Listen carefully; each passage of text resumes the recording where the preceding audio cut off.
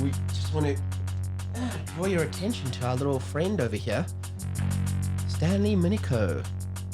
As we said, folks, in our last video, Iron Studios, for our, at least in our world, it's a relatively new statue maker and manufacturer, and our good friends at Cosmic Comics have been kind enough to donate that little Stan Lee to us and to our podcast here, and we thought we'll share the love. And give it away. So if you want to stand a chance at winning this bad boy, make your way over to the Cosmic Comics Facebook page and hit like. Start sharing the love and the likes for them and their page. And we specifically want you to find the Stan Lee post on their page for that Minico Stan Lee figure. When you do, please just tag either Mark, myself, both of us, if you're feeling generous in that, just so we can get your name there. And that's the first stage of your entry into our competition. Part 2, we want you to find the Asylum Pod page on Facebook. And if you haven't already, please just hit like there. And again, on any of our video posts or anything that we've shared there, just comment, tag Mark or myself so we can get your name for the second time. And third, and finally, again, guys, if you want the statue, it's a very cool statue. You're going to have to work for it. Third and finally, make your way over to the Asylum Pod YouTube channel. Please subscribe, smash that button for us, share the love, share it with your friends and family, even if it's just to get more entries into the draw. But subscribe to the channel, and then please just comment on any of the Stan Lee posts, any of the videos that have us referencing this guy. That would be this one and any of the previous ones. Again, so we can get your name for the third time, pop you into our draw, and we'll take it from there. And if you want more than one entry, then comment on more than one of the videos with Stan Lee. get in there.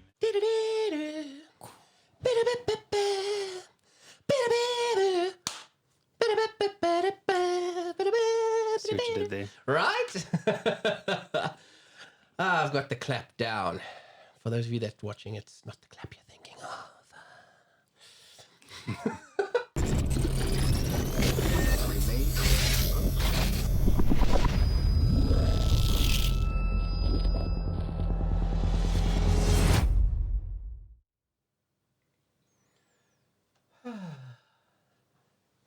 I think we should actually make one of those like news interestings when we talk about comic news, like typical news broadcast, like ding, ding, ding, ding, ding, ding, ding. Get James Earl Jones to come on. This is the Asylum Pod. Welcome to your tonight's news. You do like a whole skit from old Anchorman. The vicar wore assless chaps. The vicar wore assless chaps. How's it going? I'm chilled, man. I'm chilled. Kilo. No news. I'm just hanging. I had such another thought that I was going to... Never mind. We won't go there. I was going to say hanging to the left, to the right. Are you out? Are you in? They can't see what goes on under anything's the table. possible under the table.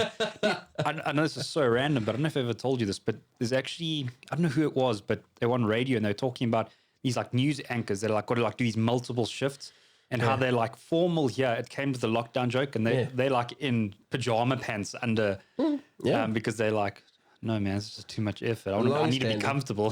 Totally, it's a long-standing industry kind of joke or assertion. See, I told you there was a fly. He's going to come periodically and just... No animals were harmed in the making of this video. Have you ever seen the little Superfly animation shorts?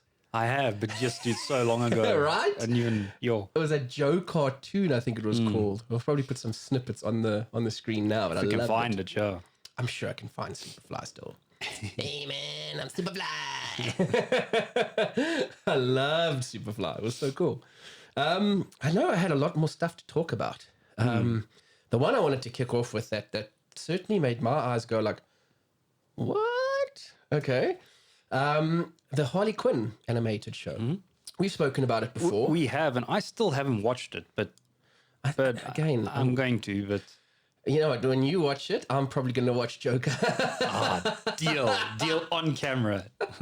Yeah, binge it tonight. Yeah, I'm committed to it, damn it. So yeah, season 2, it's ongoing, and I think hoping it's finished soon so I can try to get my hands on the season 2. But I think it's episode 8 or 9 that happens. I just saw a little DC clip on it. The thing that shocked me, or the thing that surprised me, is it's like, yeah, Harley Quinn and Ivy sleep together, and not Hectic. Okay. wake up on, whatever. Yeah, and that at first this shot shows them sleeping in the same bed, and I thought, okay, well, girls do that, guys do that. So what? And no, as the dialogue goes on, it's all around the embarrassment, the shame. This was a mistake. The sex was amazing, but all of that gets spoken about, dude. They don't leave any gray areas or question marks. They went there. Harley Quinn and Ivy sleep together. And it's off the back of, I loved what they were doing with the episode, is apparently Ivy's getting married. I don't know who to. So Harley was trying to throw her a bachelorette party. Catwoman's there. Mr. Freeze's wife is there. And one other character, I can't remember who. But all these girls, they're away. They actually go to Themyscira for the bachelorette party. And there's a whole subplot there because Hippolyta and all the other Amazons look like they're under someone's mind control, spell, trance or something. So that was my first thing, is how? Yeah. So there's a whole other subplot there. And then Hippolyta, in her state, tells them of this little side island that doesn't have Amazons on, but has men only. And Catwoman is like, we're there, we're going, not even negotiable. And it just so turns out there's a massive strip club. And Ares is the main dancer on stage with his Greek god type body. And I think Mr. Freeze's wife jumps Ares like she wants him bad. And they all just get too drunk and then fade to next scene, Harley and Ivy waking up naked together in bed. So the whole thing is going to be well, what happens? Does Ivy get married? Does she realize that her and Harley have something? Or I know I'm probably going to be the prude or whatever you want to call it, but it interests me because you've got so many factions within DC that they seem to be not going full Marvel, full Disney. They still acknowledge their adult audience. Yeah. But I mean, this dude from the movies and stuff, and I can't think of her name now, but Margot Robbie? Yeah, doing the Harley Quinn, and there's so many little girls. I mean, I have a mate that's again, I know this makes you and I cringe, but they're like, Harley's my hero. But it's not the Harley we know from the comics. It's this new age, Harley. Almost like a girl-powered type of Harley. Well, even that, I do have some issues because even the latest incantation of that Harley wears these very, very short, high shorts that leave nothing to the imagination, wears this top that basically it's a very sexualized Harley at the same time, where the Harley we know wears that little court jester outfit that's not sexualized in any way, shape or form. So I'm on board for that, but I'm not on board for it because of... But it's funny because that's what I wanted to get to. It feels like there's so much mixed messaging because they've got this Harley that maybe is for young girls, but she's sexualized. And as you said, but then the old school Harley, they're doing these animated series and it's way more adult. I mean, that's definitely not for kids. And they're swearing and it just... I don't know how they control that because, I mean, that some parent, not any of us, but will go, oh, it's Harley Quinn we saw in the movies and there's a series on Netflix and they'll just stick their kid, press play and walk away. Then what? This is true. I do believe it does come with a proper PG rating. I don't know if it's 16, at least 16. Like I say, there's nothing visual about it, but the swearing is there. Yeah. Sure. So I wouldn't be surprised if it's carrying at least a PG-16 rating to it. It's running currently on the DC streaming service. So even in that, I don't know if there's built-in parental controls per se. If Netflix and them can build them in there, I can't see why DC can't. Again, but I agree with you totally. If it's parent comes home, let's just log into my DC account and stick my kid in front of the Harley Quinn show, that's... Yeah, because you must remember they make the same comparison as, why can't I think of the name now, man? It's that cool show that is a kid show, but still a cool show. It's not Teen Titan, Young Justice. Yes, they see it all, and the visuals look the same to them as a parent, non-comic parent. True. And in fact, actually, the Harley Quinns is more cartoony, light-hearted animation than Young Justice. Young Justice, you could see, was it looked like a lot of the DC animated movies. That kind of adult animation, but no swearing, no hectic violence in that. And then the Harley Quinn that looks more playful, looks more kiddie accessible, isn't. Yeah, exactly. So more adult, more humor. So for me, dude, look, I think it's awesome. I think it's great that they're they're touching on these things that people of all kinds fall for each other, are attracted to each other. And I think it's cool that they explored that. It's been a long-standing joke as I was growing up, as you were growing up with, girls experiment, and, Katy Perry did a whole song around it. I kissed the girl. So I'm glad that they went there, that they touched it. I think it's cool to see Harley and Ivy, because they've hinted to it in the comics. I haven't read enough Harley and Ivy comics to know if it does ever happen in any of the various series there. If they do get together, I'm not sure. But I'm happy that they went there, and I like what it's potentially going to do for the story. How do they... What I think makes it tricky, and again, I know I'm like probably sounding like that boring dude, but it's like, if that happened in isolation, it's cool. But again, they're drilling into the... I've always had a bit of a problem with the whole normalcy of you can do whatever you want on your bachelor and bachelorette party, and there's zero consequences. Right. I just fundamentally, that like, it makes me like what's the name of it? So well, you were good on your bachelors, but we still hammered you in other places. No, 100%. But I mean, like, but you get guys that will be like, it's totally normal. Like, this is my whole pass for the evening kind of scenario. Yeah. And everyone to their own and stuff. But I think it is normalizing that a little bit. Like, it's okay. Like. Yeah. But anyway, and that we got too drunk is almost an acceptable excuse now. Yeah, I hear you. And again, like, I know I'm getting deep now, but it's that whole like disappearing of consequence. Yes. Like, no, I'm with you. But again, like, if it is meant for adults, which it should, we know that it's like, okay, it's just playful, whatever. It's just a cartoon, But on the other side, it's a great way to look at it and say, like, okay, so like anybody else would look at it and say, well, if this happened, should you be getting married? Like, do you really feel for this person the way you feel for this person? 100%, or do you have some stuff that you need to sort out? Feelings for a Harley or for... I mean, you hit the nail on the head. I mean, it is all on how they tell the story. I'm going to jump ship way on the other side now, but you look at something like, I can't remember which one it was, but the Hangover film, where there's the guy with the glasses, the dentist, but eventually he does cheat on his so-called wife, but she's cheated on him, and she's like written to be the villain. Everyone hates her. And everyone's almost going, good for you that you did cheat on her because...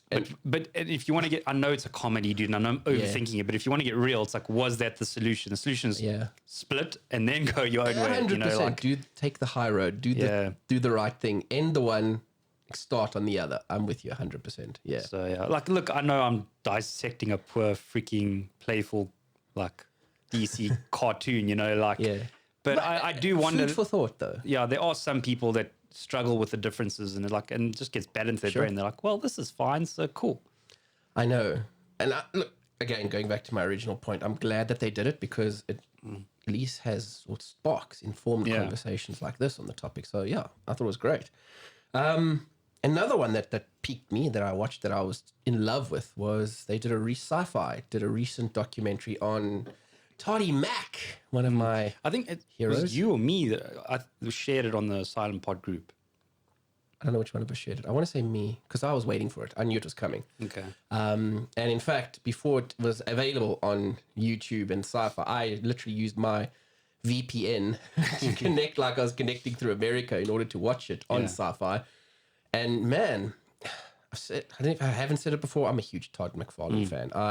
Well, just for you and the toys, dude, I can imagine. 100%. But even on that, they delve into that in the series, is how he became a superstar in comics.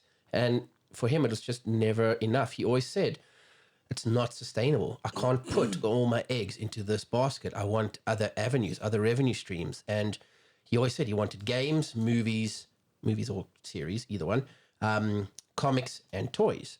And the thing that spawned McFarlane Toys was... And all through the documentary, everyone just keeps reinforcing it. Todd's got that way of, don't tell me it can't be done this way. Don't tell me I can't do this. If you do, I'll say F you, and I'll do it. Yeah. And if I can't find someone who's good enough to do it for me, fucking do it myself. And that's what sparked the toy line. He said, I want toys to be done a certain way. And the Hasbros, the Mattels, all of them out there were like, no, that's not how we do toys. And Todd was like, why? And eventually he just was like, bugger this. I'll do toys the way I want to do toys. And they do credit him for taking the toy industry from here to here. Todd was going, these things could look much better in terms of detail, realism, whatever the case might be. Kids, everyone, they're looking for horror type stuff. All you keep doing is superheroes, fun, playful, whatever. People want horror too. There's a huge following that I'm going to do horror. Why can't we do sports action figures? People want that. I'm going to do it. And initially they were those almost like mini statues where they weren't very articulate or posable. They were molded with a certain pose in mind. And because he did that, all the others looked at it, the Hasbros, the Mattels, and they went, we need to get more detail, but still try and keep our level of articulation, posability and stuff. And now the industry is where it is because of someone like Todd spearheading in one direction, going, this is where I want to take this thing. And I have the utmost respect for that, so much so that I have a renewed sort of, vigor to try and find myself my Todd McFarlane signed comic because I need to add that to my collection. What's interesting, man? I don't know why, but just this conversation that you had, and I can see how passionate you are about it, sparked another thought in my head. And I'm hoping it'll be short, but I, for some reason, stumbled on an Alan Moore video again the other day. Right. And I think maybe one day we'll do a whole video on that, just how he kind of like separated himself from the comic world because he got screwed over by DC. And I watched some odd clips, and the one was playful and funny, and it just like reminded me Alan Moore can be funny occasionally, but it was a random fan signing when he still did those. Yes. And you can't hear what the guy's saying, but he asked something about Neil Gaiman. And he smirks, and he's kind of like, he sort of taught Neil Gaiman, but he's like, but if you go speak to Neil Gaiman, he probably won't even know who I am. But it is very playful and very fun. And just to see Alan Moore like that, I was like, wow. Yeah. But then there's another one, dude. And like, I know you and I have talked about this, and we kind of like see his point, but we feel that he got a bit too bitter. Yeah. But the immediate thought that jumped in my head, I was dying to say to you, is like, someone says to him in a large crowd, and he goes in this whole lecture rant, and they said, basically, why aren't you into the whole movies thing? For those of you who don't know, Alan was very against his comic medium being converted into films, and that's From Hell, Watchmen, V for Vendetta, and all of that. So, and he goes on this whole thing about, and he talks about a very valid point where, about comics is what you imagine in between the pages. Yeah. Sorry, the panels. Yeah. And he says in a movie that gets done for you. Correct. And it is difficult to replicate some of that in a movie, 100%. But what I disagreed with is he said something about if someone goes and watches the V for Vendetta film and they hear that the idea is from Alan Moore, they'll watch the movie and then write it off and that's it. And he had nothing to do with it. I'm sure that is true for a lot of the case. But what he doesn't realize is because of, and I've talked about this in a lot of our other videos where it's a generational thing, a lot of people being raised in films first. I'll be honest with you, man. I don't like to admit it. It doesn't make me seem like this purist, but I was introduced to Alan Moore through like films like V for Vendetta and stuff first. Sure. But when I saw that, I was like, now I want the TP. Now I want to go figure this guy out. I want to know more about him. I want to get into his brain. And that's what he's not considering. Yeah. And went way over his head. I'm a fan of Alan Moore because of those films, whether he likes it or not. Which is a very fair point. And one thing where I do have a lot more respect for someone like Neil Gaiman, maybe a bit low or second tier, Grant Morrison in that regard, is both of them seem to, and a lot of the guys seem to have this approach now, even Todd McFarlane. A good story is a good story. And in that documentary, Todd talks about when he does comic books, he doesn't do it, he's not as fixated on the story. He says he's very conscious of the reader picking this up, and he says, in my comics, at least 2 to 3 times in the comic, I want to wow the reader. I want to give them this. And he said how he used to draw his comics was if he knew a splash page, wow, big, whatever, like blow your mind kind of art piece was coming, the 2 pages preceding it would be very dull, very serene, very down-toned, even in his detail that he put in there, because he wanted to get that reader subconsciously to go on the roller coaster, up, build up. And then the next, as he turns over, it's that, wow, what am I looking at? What am I reading? And on that note, the point I was trying to make there was Gaiman and Morrison and them go, if I have a good story, something that people loved in comics, if we do it right, if we translate it right, that good story is still a good story, whether it's 100%. in a movie, in a TV show, on an audio book, Sandman. All of that kind of stuff. It's a good story. It blew people away in one medium if you do it properly. And where I say kudos to the likes of Gaiman, to the likes of Morrison, to the likes of Mark Miller, they're heavily involved in the adaptation of their original comic to TV. Frank Miller on Sin City making that movie co-directed the thing. You know what's interesting? You bring up that Sandman thing, and what I think is amazing about Gaiman is, let's say, for instance, I mean, there is some projects where, like, you talk about someone like James Cameron that wanted to do Avatar for like 20 years, and he said the technology just did not exist. Yeah. And most people won't want to admit that. And you never know, man. Sure. Maybe Gaiman had some ideas and he just didn't know how to execute it, but he didn't let it stop him. And now, 10, 20, whatever years later, he's going, I can stick to my story, but I can deviate here and there if I want. It's 100%. My fucking story, you know? Correct. And if Alan Moore, look, I know they're pieces of art or the work of art. I mean, that is. Whatever. They are creative people. And Moore, heavily on that side, writer-wise, author-wise, he does see it as proper works of art. And he's right, 100%. But if I look at, like, the point that we were both making, if you're involved in how it's adapted, you can make a brand new piece of art that still carries the original idea, the original message, whatever it was from this medium too. If you take it from a Todd McFarlane point of view, Todd's going, I got to make bank. I got to make my money. You know, I've got to make this thing sustainable. So I want to adapt it in as many forms and mediums as I can. I want to take this character Spawn and I want to get him to appeal to people that are in the video game world, get to appeal to kids in the cartoon world, get to appeal to... He's looking at many ways of just paying bills. And that in and of itself, I have respect for. The guy's going, it's my property. I'm going to do the most that I can with this and make sure that it's done right because it's my property. Yeah, I'm so glad you brought that up, because another thing that Moore touches on, and I don't necessarily agree with it, but he says if it was done in comic, if it's going to be redone in any way, the only purpose that can exist is for money. That's the argument he makes. Film because you want to make money. Although that's true, I think too often there's a negative connotation put towards we want to make money. Everyone wants to make a living. Yeah. And why not make a living and make money? And multiple people can make money. I understand there's corporate greed. Yeah. But sometimes you got to like find the middle where if you're making money and doing what you love for a living, like why do anything else? You know? 100%. You can make money proudly and look at that piece of work after the fact. Like I'm guaranteed 100% sure Neil Gaiman walked away from Good Omens, and you can see it in all the interviews. Even the people involved in the project are like, man, we are proud to have been a part of that piece of whatever. The same's going to happen for the Sandman, I believe, that they're doing on Netflix.